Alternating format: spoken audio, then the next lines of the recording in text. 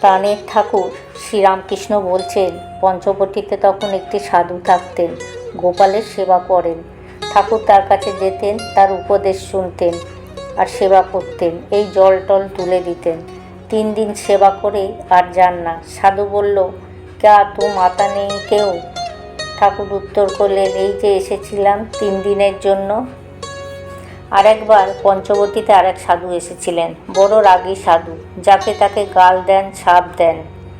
একদিন খরম পায়ে ঠকঠক করতে করতে এসে ঠাকুরের ঘরের সামনে হাজির। সাধু বললেন, হিয়া আঁক মিলেগা, তামাক কুছ হ্যায়? ঠাকুর হাত জোড়কে সাধুকে নমস্কার করে বললেন, হাঁ জি হায়। সাধুকে তামাক দেয়া হলো। ঠাকুর বিনয়ের সঙ্গে হাত জোর করে দাঁড়িয়ে রইলেন। সাধুটি চলে গেলে ভবনাথ হাসতে হাসতে বললেন, আপনার সাধুর উপর কি ভক্তি? ঠাকুর হেসে বললেন, ওরে তমমুখ নারায়ণ, যাদের তমগুণ তাদের এই রকম করেই প্রসন্ন করতে হয়।